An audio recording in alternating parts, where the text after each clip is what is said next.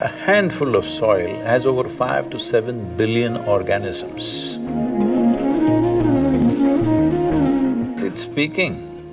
You need sensitivity to listen. Land speaks. Tribal cultures in India, in Africa, in Americas, all they do is listen to the land. Modern societies are going through psychological deficiencies, mainly because of nutrient deficiency in the soil.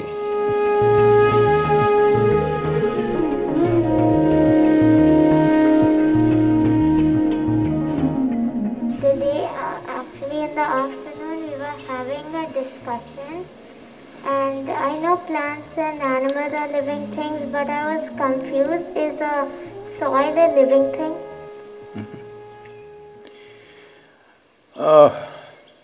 Well, what's your name? Name. Huh? Rishika? Rishika? Nishika. Nishika, it's very obvious that we are living, we are alive. Animals and birds which move are alive. But unfortunately, it took a long time for a whole lot of human population to realize plants are living. People always argued that plants are not living, they're just plants. Simply because they don't walk around. They're in one place, so we think they're not living. And when you cut them, the blood is not red in color. There is a kind of blood of its own, but it's not red in color because…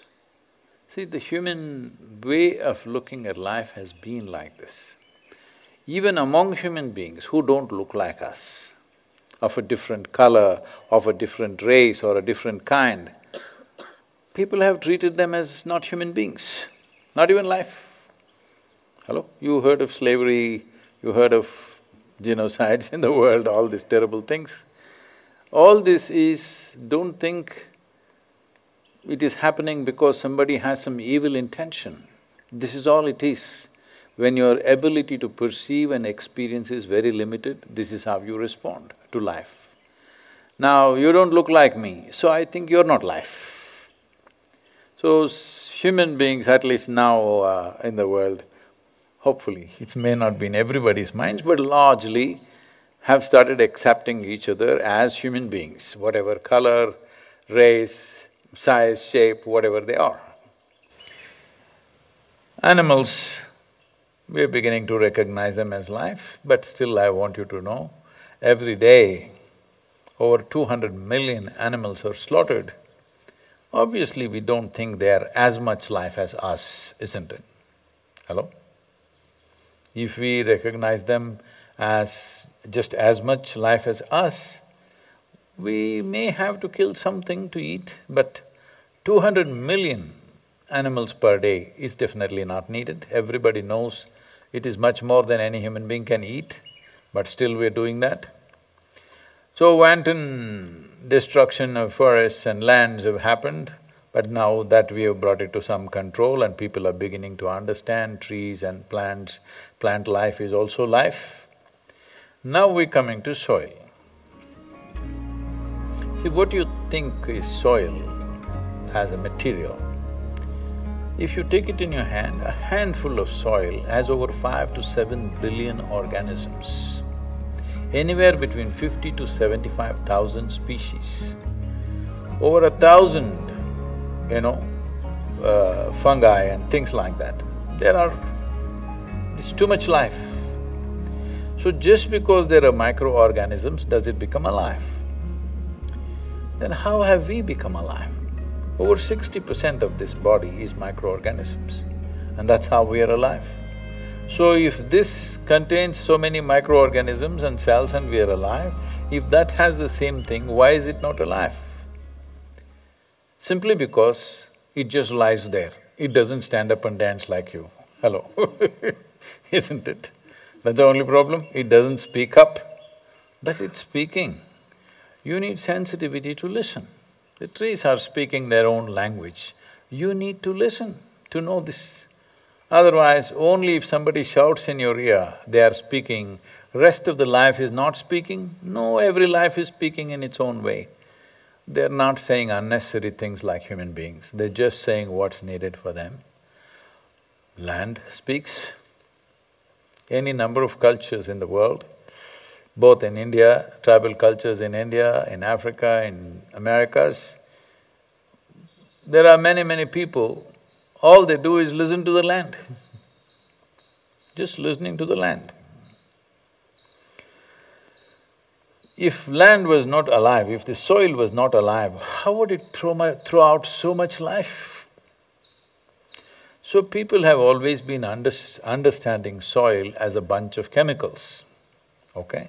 Right now, modern agriculture has become like this, you throw nitrogen, you throw phosphorus, you throw this, it'll come up. Now, soil, what is beneath your feet? The area that you're sitting, okay, this is concreted or whatever, the area that you sit, just that 4 square feet of land, has more life beneath that than all the human beings who ever appeared on this planet. All the human beings for ages who have lived here, their number what it is, and the number of life microorganisms which are under you is much more. Is it speaking? Definitely it is. It is speaking its own language. Today, for example, this virus is there, all right, COVID virus, see? All your pretty faces I cannot see, it's all covered up with these masks. Mask is also pretty, it's pink and nice. But all this is happening. Today, the top doctors in the world are clearly saying this, and every basic doctor who's done some basic medicine understanding, they know upper respiratory infections, one becomes far more susceptible to that if you do not have vitamin C, calcium, B6, B12, vitamin A, vitamin E, copper, magnesium, iron. If you are deficient in this, you become far more susceptible to any respiratory infection. This is something that even a simple rudimentary doctor knows. Well, today, most of our both physiological and psychological ailments, one may not think how psychological ailments and soil are concerned.